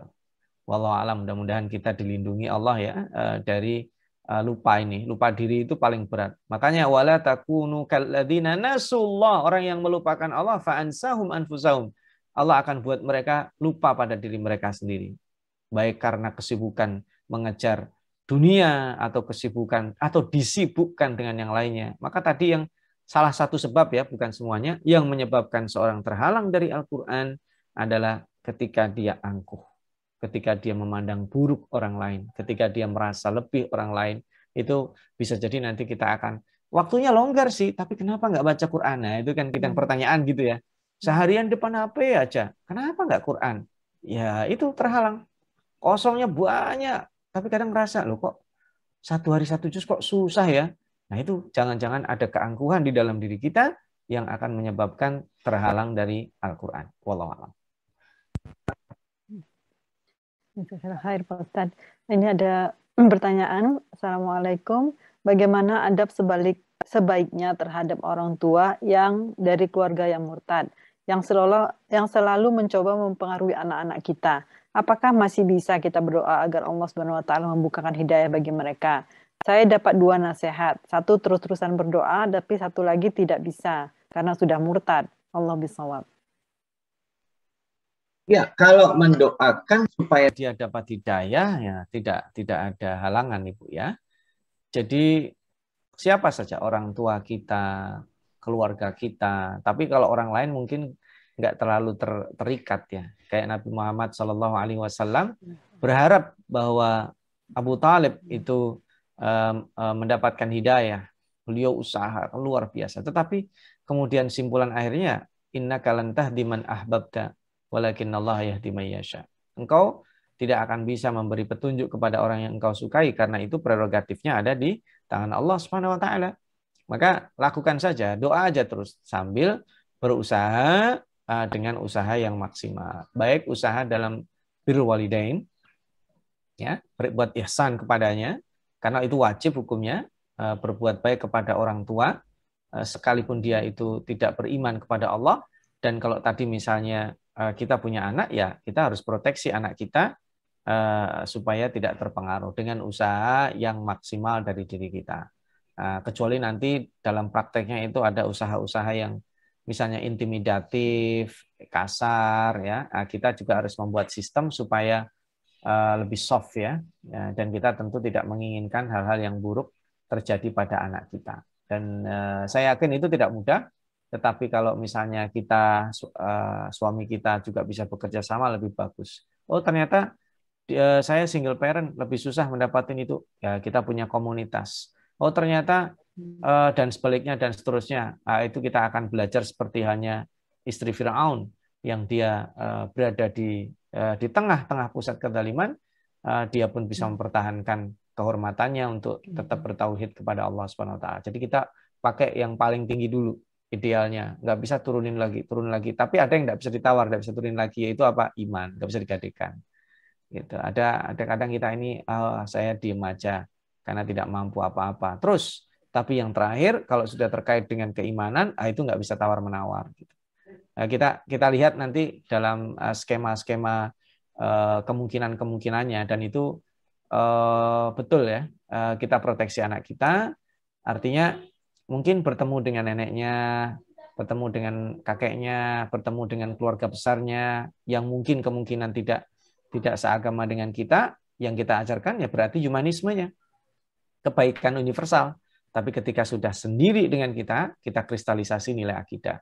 Itu pun nanti ada kendala karena semakin kemari anak-anak dididik oleh budaya materialisme, budaya yang hanya melihat benda dan kemudian kurang dalam memvisualisasikan sesuatu yang tidak bisa mereka rasakan. Seperti surga, beriman kepada Allah, Rasul, kitab suci, itu makin kemari makin sulit mendidiknya, maka kita juga perlu belajar terus supaya bisa melindungi mereka dari bahaya yang mengganggu akidah. Wallahu a'lam.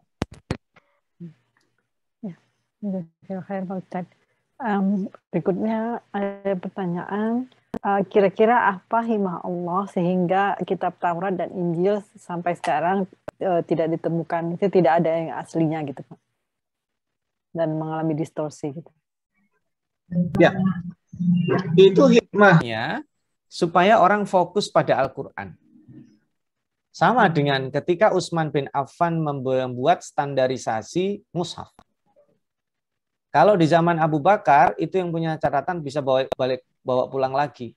Tapi di zaman Utsman yang punya catatan itu diserahkan panitia dan menjadi milik panitia. Setelah itu dibakar. Termasuk mushaf-mushaf yang berpotensi untuk apa ya?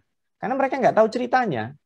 Kalau penulis mushaf itu kan dia nulis di depan Rasul, baik penulis khusus ataupun penulis umum. Dulu tidak ada orang yang menulis mushaf kecuali di depan Rasul.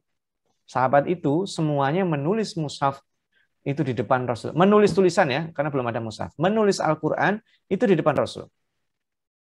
Ya, kalau petugas khusus pasti. Ya, Zaid bin Sabit, Muawiyah, sekalipun Islamnya belakangan ditugaskan, kamu tulis. Dan ketika nulis di depan Rasul, kamu baca tulisanmu benar, Rasul lepas. Saksinya ada yang nulis, saya depan Rasul, saksinya si fulan. Nah, nanti kalau ini sudah meninggal generasi pertama, dan tulisan itu tidak dijelaskan bagaimana proses menulisnya pada generasi berikutnya, itu bahaya. Karena dulu tulisan itu tidak ada titiknya, nggak ada harokatnya, bisa salah baca. Itu terjadi di zaman Ali bin Abi Thalib setelah Utsman. Dan itu mushaf Utsmani sudah ada. Bacaan Qur'annya ada. Kalau dia mengatakan annallaha bari'um minal musyrikina wa rasulih. Padahal dalam surat At-Taubah itu ayat 3, ya. Itu disebutnya bari'um minal musyrikina wa rasuluhu. Nah, cara bacanya salah. Dari situlah kemudian Ali bin Abi Thalib, wah ini bahaya ini. Akhirnya meminta untuk dibuat harokat. Kapan dibaca A, kapan dibaca I, kapan dibaca U. Lalu kemudian sulit membedakan. Lalu ada titik. Titik datang belakangan. Oh ini non, titik 1 di atas. Oh ini ta, titik 1 di atas. Oh ini ba, titik 1 di bawah. Oh ini ya, titik 2 di bawah. Ini ada belakangan. Kemudian ada waqaf wal ibtida. Itu bagi orang timur. bagi orang-orang yang ada di Asia ke sana. Tapi bagi orang-orang yang ada di Afrika beda lagi. Ya, karena mereka titik itu beda sama kita. Titik di atas, titik di bawah itu beda. Dan silakan nanti sister sekalian bisa mengecek di kajian studi Al-Quran untuk Ulumul Quran di bagian rasem ya. Nanti bisa melihat perbedaan itu. Nah, jadi itu yang membuat kita juga harus bukan sekedar bangga, kita bersyukur karena Al-Quran dijaga oleh Allah sedemikian rupa. Setelah ini kan nggak ada nabi lagi, siapa yang benerin? Kalau tadi Taurat dan Injil bukan tidak dijaga, tapi nanti memang ada yang direvisi, beberapa yang tidak cocok dengan masa kemudian. Kalau sekarang kan memang sudah akhir zaman, sehingga tidak ada lagi yang bisa direvisi setelah ini. Ya, yang ketiga, kok tidak bisa ditemukan dan terdistorsi? Ya tadi itu karena ditulisnya setelah wafatnya Nabi Musa atau setelah diangkatnya Nabi Isa, sehingga tidak bisa diverifikasi. Benar nih Allah ngatain gini. Oh, ini menurut saya akhirnya kan itu menjadi penafsiran Hawariyin, murid-muridnya Nabi Isa. Akhirnya ini kan menjadi penafsiran orang-orang yang datang setelah Nabi Musa. Gitu. Taurat tidak asli, makin kemari generasi kedua masih bisa, generasi ketiga masih dikit-dikit tambah. Nggak usah begitulah. Kita kalau menafsirkan sesuatu sumber langsung dengan sumber tidak langsung dengan sumber tidak langsung. Oh saya dapat info kok dari mana? Dari temannya teman saya. Itu sudah tereduksi. Kita sudah bukan dapat sumber primer. Kok saya dapat info dari pelakunya langsung, dari korbannya langsung, itu sumber primer. Kalau saya dapat info sih dari teman saya, itu sudah nggak primer. Apalagi teman saya itu punya teman lagi, sudah makin nggak primer lagi. Itu akan semakin tereduksi gitu. Dan itu cara Allah Subhanahu Wa Taala menjaga kitab suci kita. Dan sebenarnya semua kitab suci dijaga, tetapi diberikan interval. Dia bengkok, datangin Rasul lagi. Bengkok, datangin Rasul lagi. Dan ketika sudah Nabi akhir zaman dan tidak ada Rasul lagi, maka Allah akan jaga sampai akhir. Itu pun tidak menutup kemungkinan, bukan tidak menutup, faktanya banyak juga yang mendustakan. Jadi itu tidak jaminan. Kitabnya udah bagus, tapi orang-orangnya dalam merespon tidak baik. Wallahu a'lam.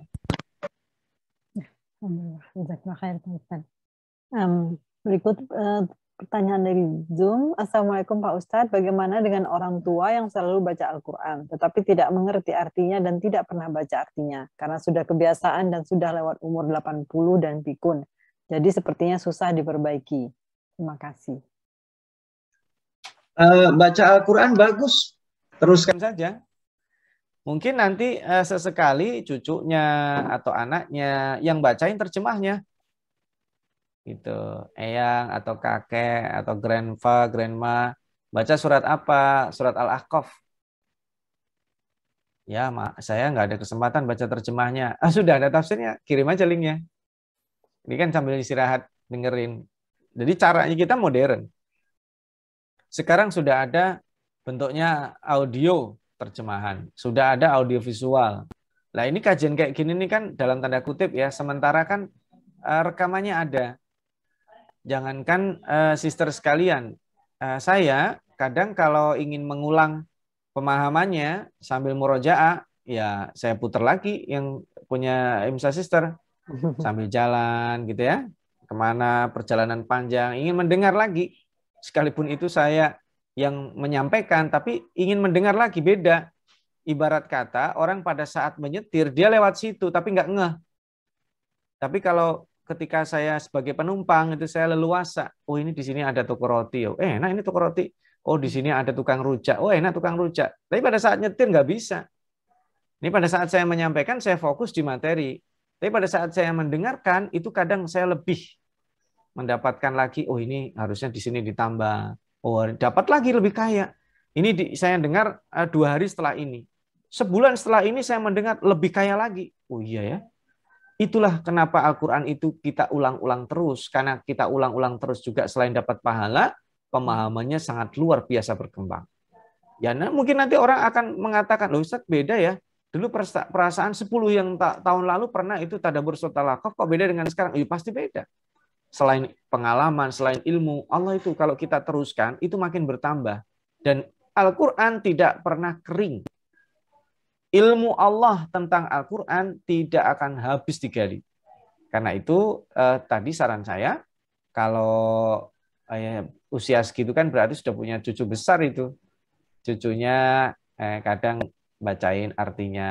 Kalau nggak bisa, ya kasih itu link-link tadabbur yang bisa mendengarkan, siapa aja yang kita pandang ya tidak terlalu bertele-tele, singkat, bisa dipahami, kasih linknya, suruh dengar.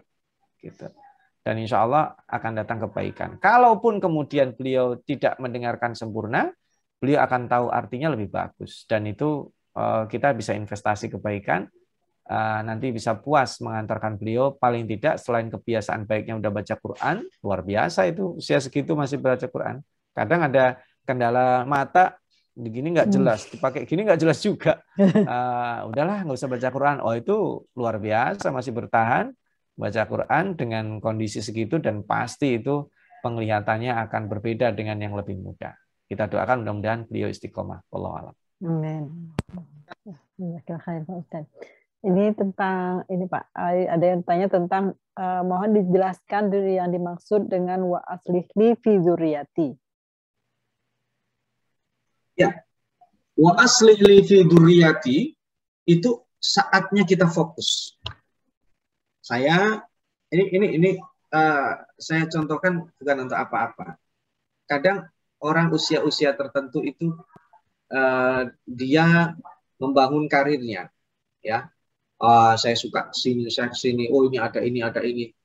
Itu kalau orang sudah usia 40 tahun itu kayak begitunya kurang. Bukan kurang dalam artian nggak mikir. Dia mulai mikir tuh anaknya. Saya sekolah di mana ya? Anak saya kok begini ya, kalau diajak ngomong kok begini ya. Itu wa aslihli fi dzurriyyati, dia berdoa, ya Allah, pahamkan anak saya mengenalmu lebih baik, kenalkan anak saya dengan Al-Quran, ya Allah, carikan komunitas yang baik mereka. Itu kita begitu. Tabiatnya kalau kita udah 40 tahun itu doa ini yang lebih kencang. Wa aslihli fi dzurriyyati, ini tuh kita juga bertaubat, ya Allah. Karena sering kita, coba saya tahunya ini usia 20 tahun. Sering gitu. Rata-rata orang gitu. Saya tahu ini kok baru sekarang ya. Nggak telat, bagus gitu. Tapi kalau udah usia-usia 40 tahun, dia juga nggak aware dengan anaknya, hati-hati. Anak kita itu apakah peninggal kita nanti masih nyembah kita, hati-hati. Anak kita apakah nanti tahu halal haram, hati-hati. Gitu.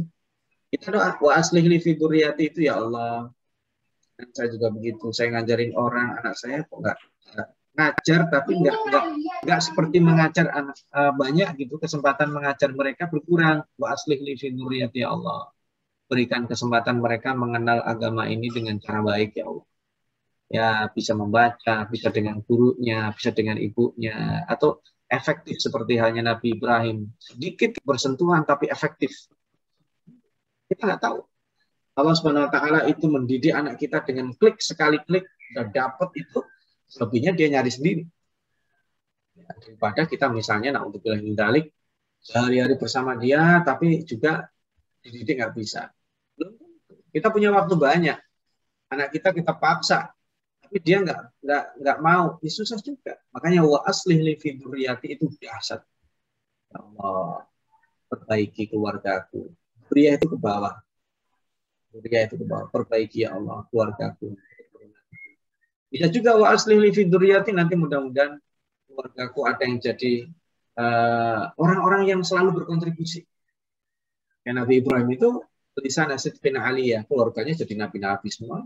Kita juga begitu. Wa aslihli, jangan sampai, ya Allah, dari keluargaku ada yang merugikan masyarakat. Dari keluargaku ada orang yang menentangmu.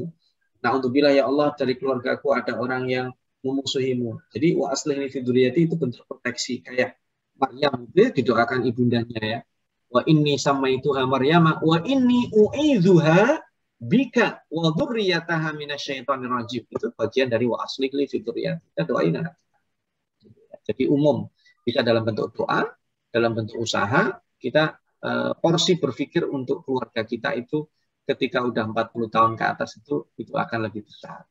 Dan ini jangan dibenturkan. Berarti kesempatan saya untuk berkontribusi sosial berkurang? Tidak. Menurut saya malah tidak. Kita lihat guru-guru kita itu di usia yang luar biasa, jam terbangnya luar biasa, bertemu dengan anaknya jarang, ya kayak Nabi Ibrahim begitu, tapi berkah keluarganya. Itu tadi, wa aslih li fi dzurriyyati. Doa itu penting sekali. Jadi dengan doa yang tersambung, keluarga kita jauh secara fisik bisa jadi, ya ini 2 tahun bukti aja. 2 tahun ini kita sering ketemu keluarga kita. Pertanyaannya, apakah selama 2 tahun ini kita mendapat kelebihan dibanding yang sebelumnya? Kalau saya rasa belum tentu. 2 tahun ini, mohon maaf, banyak juga orang bercerai. Padahal di rumah terus. 2 tahun ini, banyak juga itu anak tidak akrab dengan orang tuanya. Malah dia di kamar saja, terus asik dengan teman-temannya. 2 tahun ini, banyak orang stres. Gitu.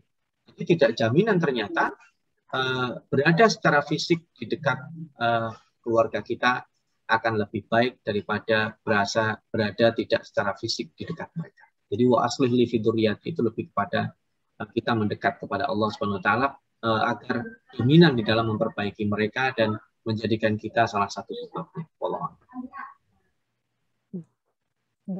Pak Istan. Ini kalau gini sekarang tentang orang tua lagi nih Pak. Ustadz sebagai istri ketaatan utama adalah kepada suaminya atau yang soleh. Pertanyaan saya, bagaimana bila kita berada di antara 2 pilihan yang sulit, antara prioritas ketaatan kepada orang tua lebih dulu atau suami, atau sebaliknya? Mohon penjelasan detailnya. Iya. Dalam pada tahapan realita itu berat bagi seorang perempuan. Kalau bagi laki-laki dia bisa berpikir ya.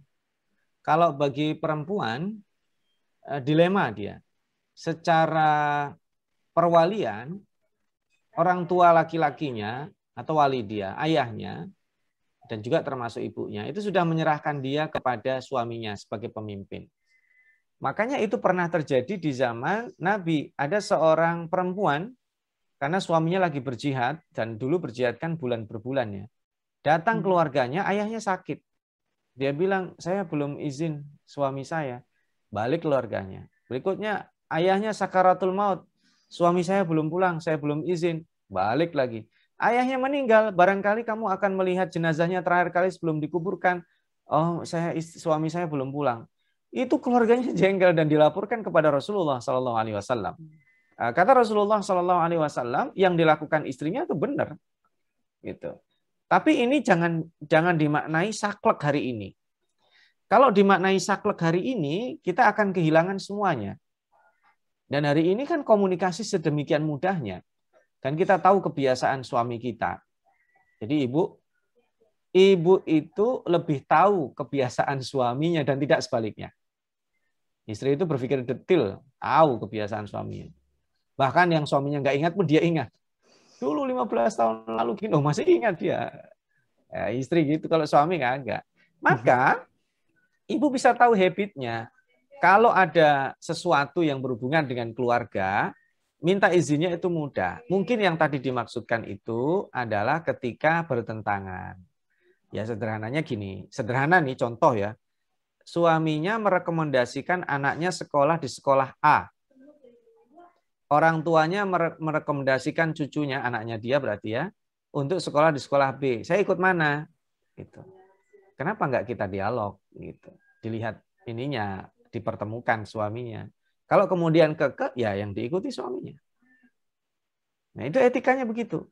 Ibu sekalipun direct mungkin orang tua yang sudah memberi fasilitas dari sejak kecil, lalu kemudian suaminya yang dia pertama yang harus dia taati, kemudian dilangkahi, itu tidak benar, salah juga itu.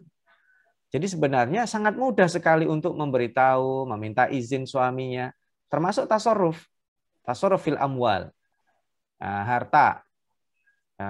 Ibu misalnya tidak jarang sekarang suami yang memasrahkan keuangannya kepada istrinya. Nah, pada saat dipasrahkan itu kan juga dia sangat mudah sekarang untuk memberitahu, ya. Oh ini ada orang infak, kira-kira suaminya ini atau tidak. Jadi ini kalau di breakdown pada realitas kehidupan sekarang banyak. Case per case ya, saya kira saya tidak bisa ini. Dan memang benar, ketaatan kepada suami itu tidak mudah.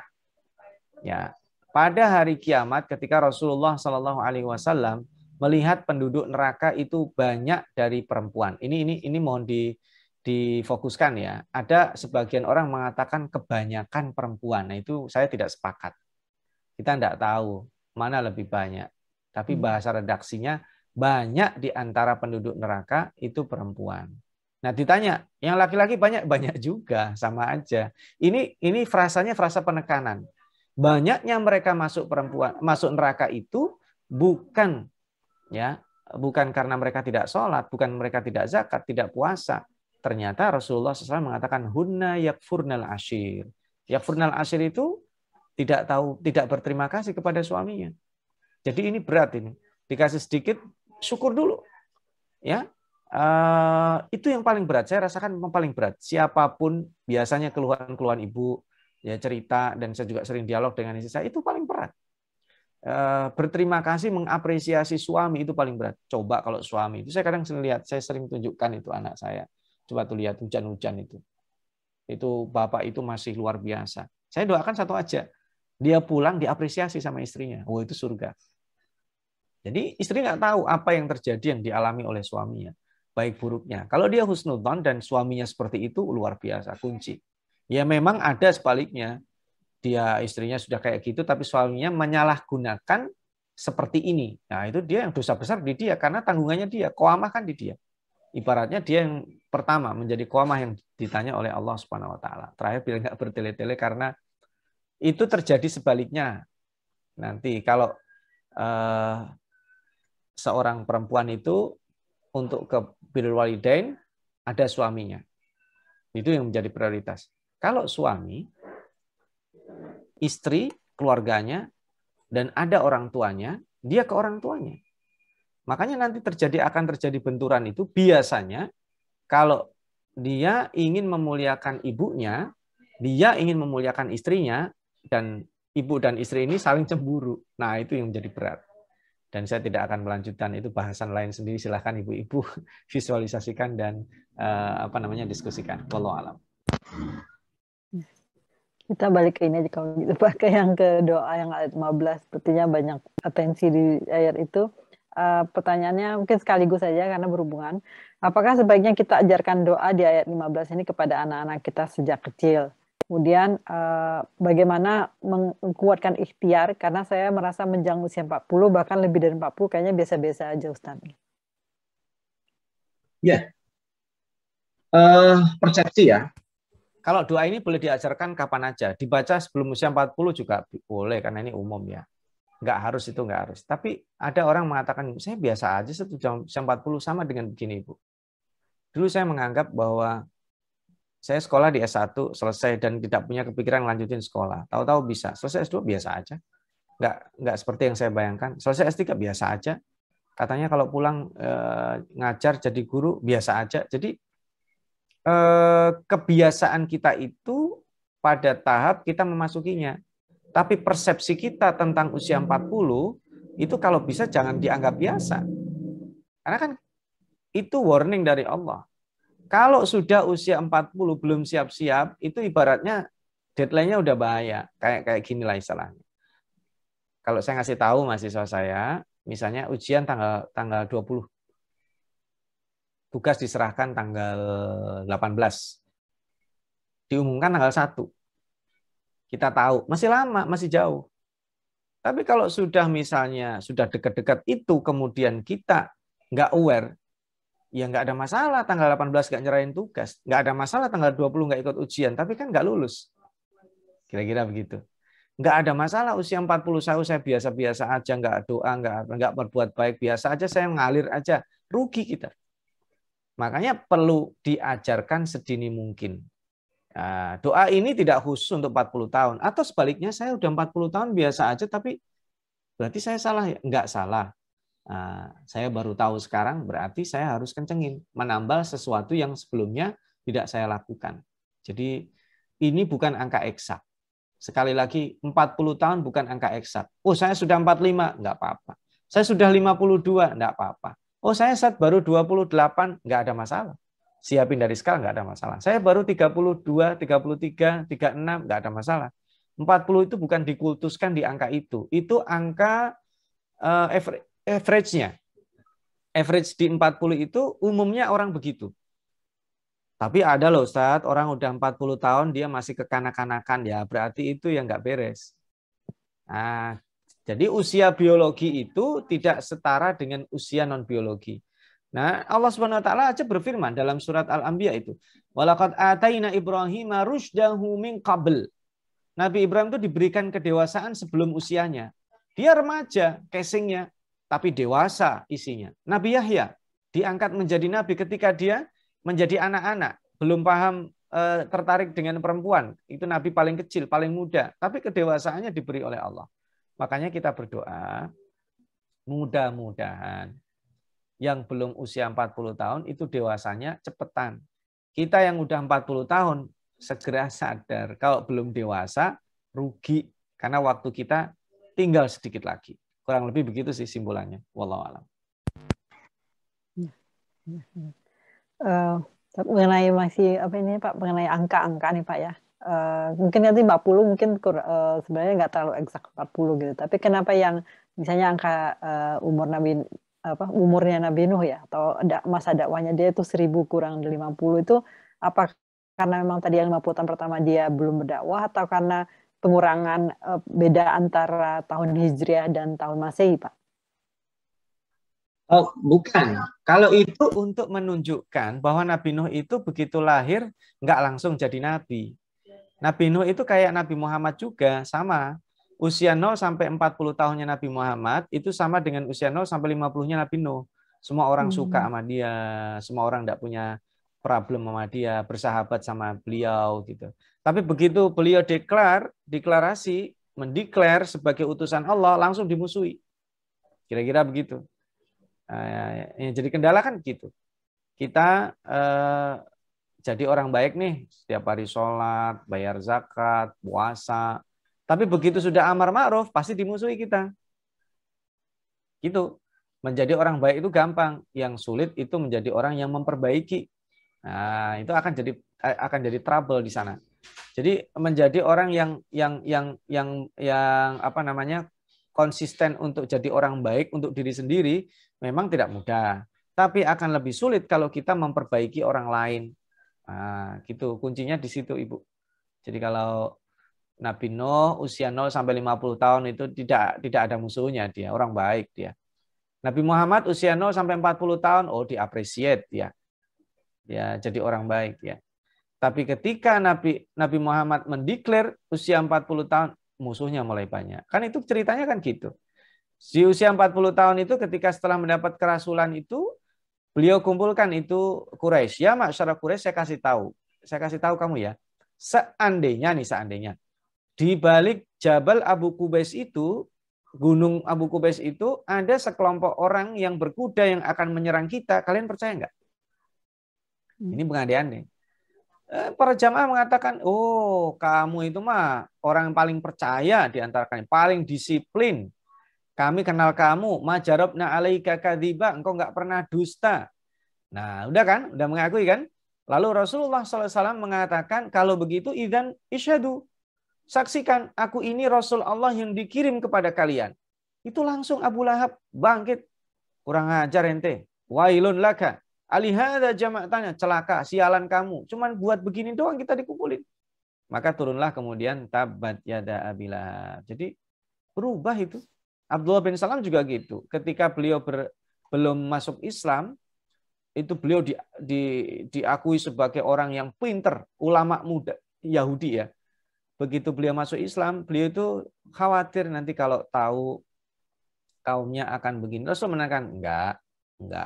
Mereka mengakui kamu kok sebagai orang pintar. Akhirnya diuji itu. Kaumnya ditanya, Nabi kamu kenal tuh. Abdullah bin Salam itu namanya kalau nggak salah sebelumnya Husain dengan shot ya. Husain bin Salam.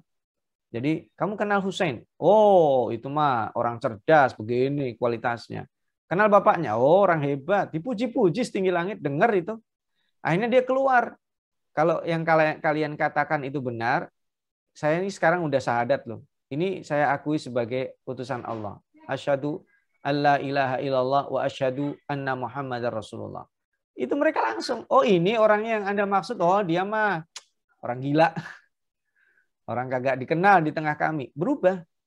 Nabi Muhammad juga gitu. Dari tadi Al-Amin dijuluki menjadi Majnun, sahir, syair. Dituduh macam-macam. Gara-gara apa? Mengaku sebagai utusan Allah. Jadi jangan heran. Kita ini dikenal baik, track recordnya oke. Tapi nanti begitu masuk di wilayah politik, masuk di wilayah amar ma'ruf nahi mungkar, masuk di wilayah pemberdayaan ekonomi, ada kepentingan yang kita ganggu di situ. Nabi Muhammad kalau jadi Rasul otomatis mafia-mafia penyedia berhala terganggu, ganggu dapurnya mereka. Karena itu tidak cukup, mereka perlu impor, mafia impor berhala terganggu. Orang yang tadinya mau berjabat takut tersaingi. Nah ini terjadi bukan hanya zaman Nabi Nuh, nama Nabi Muhammad, zaman sekarang pun terjadi begitu. Tadinya track recordnya bagus, begitu mengganggu dia, amar ma'ruf nahi mungkar, dibalik dia. Wallahu a'lam. Ya ini sebenarnya kita sudah sudahi, tapi ada terakhir satu lagi pertanyaan Pak ya, karena sudah 1,5 jam. Pak Ustadz, birrul walidain pasti berlaku juga terhadap mertua. Apakah doa yang sama untuk mereka yang sudah meninggal dengan doa untuk orang tua kandung? Doa Rabbi firli wali walidayya warhamhuma kama rabbayani shaghira. Ya, itu kan istilah secara fisiologi saja, mertua, orang tua. Tadi orang tua istri kita, orang tua suami ibu, itu sama orang tua kita. Bahkan guru ya, saya tambah ini jangan dilupakan, guru kita itu orang tua kita. Kita punya orang tua biologis, ayah ibu kita.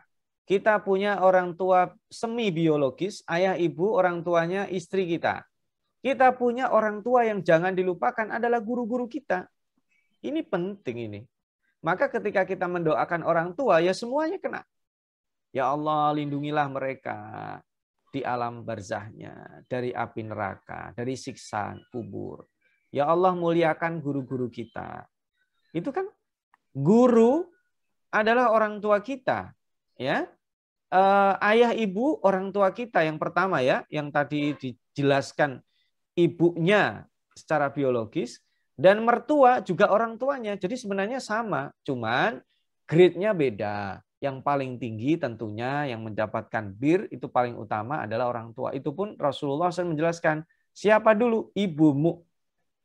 Siapa lagi? Ibumu. Siapa lagi? Ibumu sampai 3 kali. Itu berarti prioritas utama memang ibu. Ibu. Baru setelah itu ayah. Baru setelah itu mungkin mertua, guru, dan lain sebagainya. Saya kira itu hanya istilah-istilah saja, tetapi semuanya adalah orang tua kita. Wallahu a'lam bishawab. Ya, alhamdulillah. Jazakallahu khair Pak Ustadz. Ya, saya pikir kita sudah 1,5 jam ini Pak ya. Kita akhiri saja pembahasan kita hari ini. Saya mohon kesediaan Pak Ustadz untuk penutup dan sekalian doanya Pak. Baik ibu-ibu sekalian, sister yang berbahagia, kita sekaligus berharap kepada Allah di usia berapapun kita saat ini, Allah menyadarkan kita untuk lebih menyiapkan diri menjadi orang-orang yang dewasa. Dewasa dalam artian bisa berkontribusi dan bermanfaat untuk di sekitarnya. Dewasa dalam artian kemudian menyiapkan keluarganya. Dewasa dalam keadaan untuk bertaubat kepada Allah dan bersiap diri menghadapnya. Mudah-mudahan sedikit ini bermanfaat dan nanti insya Allah kita akan sambung pada pertemuan berikutnya. Astaghfirullahaladzim. Bismillahirrahmanirrahim. Alhamdulillahirabbil alamin. Allahumma shalli wa sallim wa barik ala nabiyyinal karim. Allahumma ja'al jam'ana hadza jam'an marhuma wa tafarruqana min ba'dihi tafarruqan ma'suma wa la taj'al fina wa la minna syaqiyan wa la mahruma. Allahumma arhamna bil Qur'an. Allahumma ja'alna wa dhurriyyatina min ahlil Qur'an. Allahumma aslih lana bil Qur'an. Allahumma syafi'na bil Qur'an warzuqna tilawatahu ana al-laili wa atrafan nahar ala wajhil ladzi yurdika 'anna ya rabbal alamin. Allahumma barik lana fi ahlina wa dhurriyyatina wa barik lana fi 'ulumina wa a'malina wa barik lana fi arzaqina wa kulli syai'in a'taitana rabbana taqabbal minna innaka antas samiul alim wa tub 'alaina innaka antat tawwabur rahim. Rabbana atina fid dunya hasanah wa fil akhirati hasanatan wa qina adzabannar walhamdulillahi rabbil alamin. Mohon maaf bila ada kekhilafan, kekurangan, keterbatasan dan salah kata. Akhirul kalam. Wassalamualaikum warahmatullahi wabarakatuh. Waalaikumsalam warahmatullahi wabarakatuh. Masya Allah, jazakallahu khair Pak Ustadz ya atas semua reminder hari ini. Semoga kita termasuk orang-orang yang menjadi ahlul Quran nantinya. Amin ya rabbal alamin. Baiklah, tadi kita mulai dengan basmalah dan hari-hari kita tutup dengan hamdalah dan istighfar. Alhamdulillahirabbil alamin. Astaghfirullahalazim. Astaghfirullahalazim. Astaghfirullahalazim. Subhanakallahumma wa bihamdika asyhadu an la ilaha illa anta astaghfiruka wa atubu ilaik. A'udzubillahi minasyaitonir rajim. Bismillahirrahmanirrahim. Wal 'asr innal insana lafi khusr illa alladzina amanu wa 'amilus solihati wa tawassaw bil haqqi wa tawassaw bis sabri. Ya, sekali lagi kami ucapkan terima kasih jazakallahu khair kepada Pak Ustadz.